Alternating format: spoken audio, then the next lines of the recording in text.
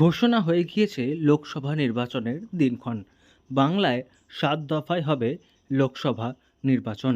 ইতিমধ্যেই রাজ্য এবং দেশ জুড়ে জারি হয়েছে আদর্শ আচরণবিধি এবং তার মধ্যেই কী কী করা যাবে, রাজনৈতিক দলগুলি কী করতে পারবে কী করতে পারবে না, সেই বিষয়ে বিজ্ঞপ্তি জারি করা হয়েছে ইলেকশন কমিশন অফ ইন্ডিয়ার তরফ থেকে।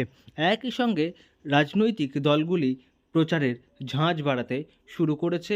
প্রার্থীরা মাঠে ময়দানে নেমে পড়েছেন ভোট প্রচারের জন্য। আমরা আমরা এখনো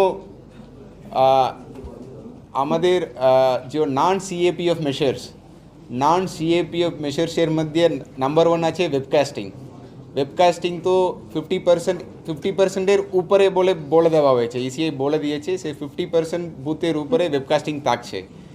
তারপরে বাকি বুথগুলোতে মানে যে কোনো মেশার্স একটা থাকবে, মানে মাইক্রো অবজারভার হতে পারে, এটা ভিডিওগ্রাফি হতে পারে, আদারওয়াইজ সিসিটিভি হতে পারে, এটা থাকবে। এটা depending upon the final instruction to be received from the ECI, but এই মেশার্সগুলো থাকবে।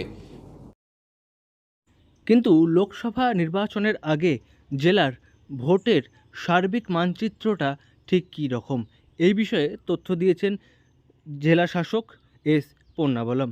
তিনি জানিয়েছেন যে ইতিমধ্যেই যেমন আদর্শ আচরণবিধি জারি করা হয়েছে, একই সঙ্গে জেলায় প্রায় 200টি মতো সেনসিটিভ বুথ ইতিমধ্যেই চিহ্নিত করা হয়েছে। পরিস্থিতি বুঝে সেই বিষয়ের সংখ্যা আপডেট হতে থাকে এবং একই সঙ্গে তিনি জানিয়েছেন এখনও পর্যন্ত 6 কোম্পানি কেন্দ্রীয় বাহিনী এসে জেলায় পৌঁছেছে।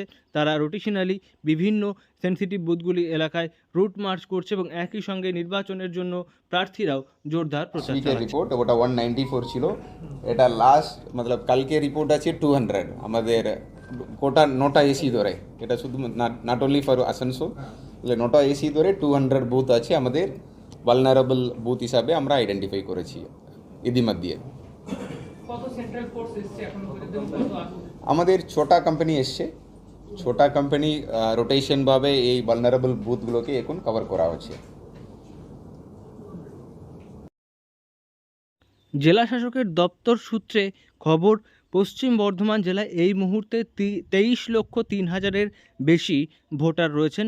নতুন ভোটারের সংখ্যা 30,000-এর কাছাকাছি এবং একই সঙ্গে কবে থেকে প্রার্থীরা মনোনয়নপত্র জমা দিতে পারবেন, কবে মনোনয়নপত্র জমা দেওয়ার শেষ তারিখ ইত্যাদি বিষয়েও বিজ্ঞপ্তি জারি করা হয়েছে বলে জানিয়েছেন জেলা শাসক এস পন্নাবলম।